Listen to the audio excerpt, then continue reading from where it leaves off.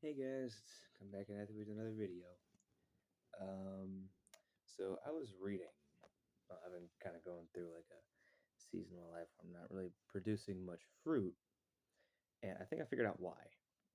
So let me show you something. Okay, John 5:15. I'm the vine, you are the branches. He that abideth in me, and I in him, the same will bring forth much fruit. For without me, you can do nothing. So this is going to be a whole thing about fruit. So when Jesus says that he is the vine, we are the fruit, it means we need to stay connected with him in order to produce fruit. Because think of it like this: when when an apple tree branch isn't connected to the actual tree, it doesn't produce any fruit. So it just dies. Our faith is kind of what connects us to God.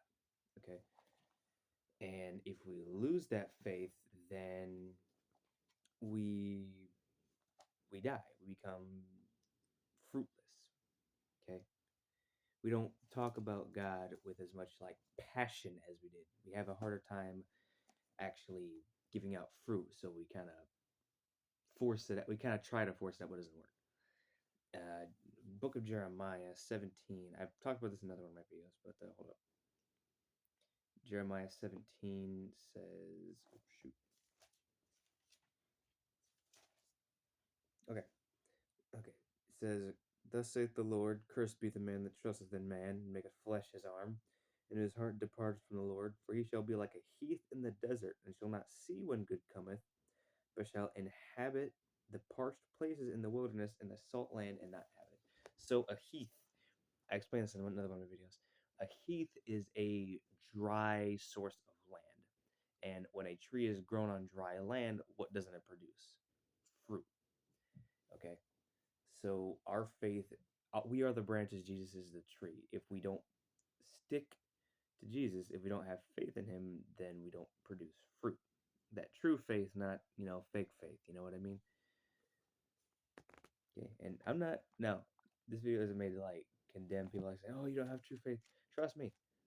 If I had true faith right now, if I thought I had true faith right now, I wouldn't be making this video.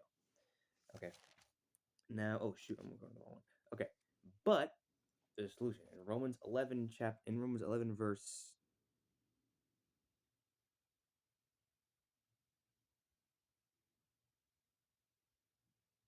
Okay. We're going to start with verse 22. Behold, therefore, the goodness and severity of God on them which fell, severity.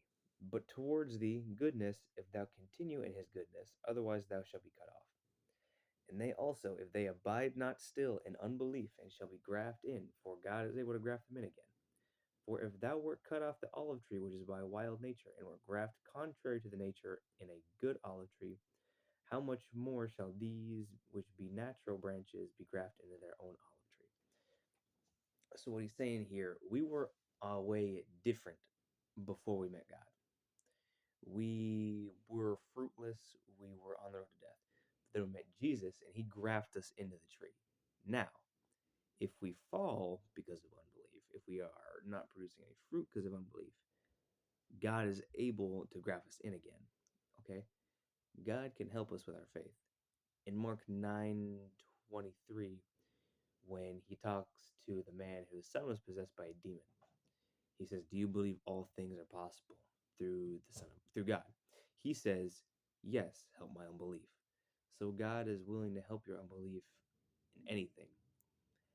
And if you're concerned about your belief, Psalm 139 verse 8 says, God will perfect that which concerns me. Now, is it hard to wait? Is it hard to have faith? Is it hard to wait on God? Yes, it is. Trust me, I know. But we have to, because not on us, it's on him. Okay. He has everything under control. Okay. See you guys in the next one. Or see you guys in the next short I'm going to post after this.